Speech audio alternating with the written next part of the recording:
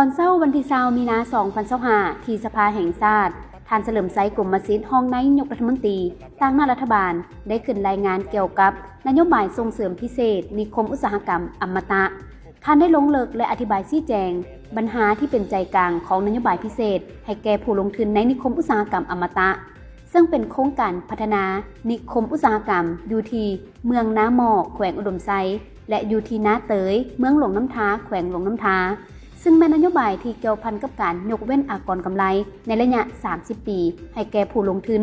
พร้อมรัฐบาลได้กำหนดเงื่อนไขเฉพาะสำหรับผู้พัฒนาและผู้จะมาลงทุนในอุตสาหกรรมอมตะจะได้รับนโยบายพิเศษคือท่านประธานที่นับถือบรรดา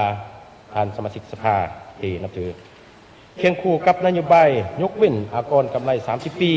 และนโยบายส่งเสริมพิเศษอื่นๆที่เสนอมานั้นรัฐบาลได้กำหนดเงื่อนไขเฉพาะสำหรับผู้พัฒนาและผู้ลงทุนในนิคมอุตสาหกรรมอมตะ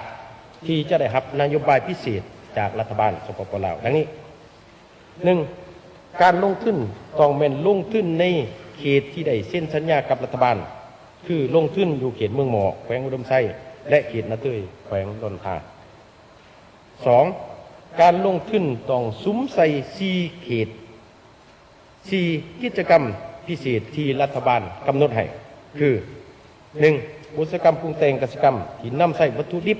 จากภายในเป็นหลักเพื่อส่งออก 2. อุตสาหกรรมผลิตแผงพลังงานแสงตะวันและพลังงานทดแทน 3. อุตสาหกรรมผลิตรถยนต์และอะไหล่ 4. อุตสาหกรรมผลิตอุปกรณ์ไฟฟ้าและอิเล็กทรอนิกส์ 3. การลงทุนต้องอยู่ในระยะ7 ปีหมายความว่าถ้าไผมาลงทุนในเขตนั้นภายหลัง7 ปีภายหลังที่ดำรัสดังกล่าวได้รับรองเอาจะบ่ได้รับนโยบายดังกล่าวนี้ 4. ผู้พัฒนาต้องปฏิบัติพันธะ14 ข้อตามที่ได้กำหนดไว้ในมาตรา18ของดำรัสฉบับรวมและยังต้องปฏิบัติพันธะเพิ่มเติมจำนวน10 ข้อที่ได้กำหนดไว้ในมาตรา14ของดำรัสนิคมอุตสาหกรรมอมตะสำหรับผู้ลงทุนนอกจากต้องปฏิบัติ11 พันธะตามที่ได้กำหนดไว้ในมาตรา26ของดำรัสฉบับรวมแล้วยังจะต้องได้ปฏิบัติพันธะเพิ่มเติมจำนวน7 ข้อตามที่ได้กำหนดไว้ในมาตรา18ของดำรัสนิคมอุตสาหกรรมอมตะเติมอีกนโยบายยกเว้นอากรกำไร 30 ปีแม่นให้เฉพาะผู้ลงทุนผู้มาลงทุนอยู่ในนิคมอุตสาหกรรมหมายความว่าผู้มาสร้างโรงจักรโรงงานปรุงแต่งส่วนผู้พัฒนา โดยเฉพาะแม่นบริษัทอมตะจะได้รับนโยบายส่งเสริมตามกฎหมายว่าด้วยการส่งเสริมการลงทุนกำหนดและต้องดึงดูดและระดมขึ้นเข้ามาในเขตอุตสาหกรรมซึ่งพวกเขาขาดคะแนนว่าประมาณ 4.5 ถึง 5 $สหรัฐในระยะเวลา 5-7 ปี 6. โครงการดังกล่าวจะต้องได้มีการสรุปรายงานและถือประเมินการพัฒนาโครงการและปฏิบัติพันธะ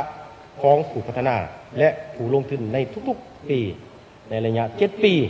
โดยคณะประกอบด้วยผู้ตั้งหน้าจากสภาแห่งชาติสภาประชาชนแขวง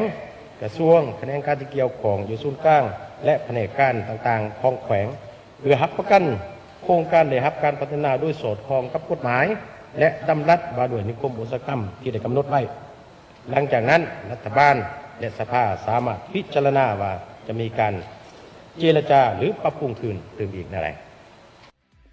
ถัดจากนั้นท่านสมมาตร ผลเสนารองประธานสภาแห่งชาติต่างหน้าคณะประจำสภาแห่งชาติก็ได้ประกอบความเห็นใจกับบทรายงานดังกล่าว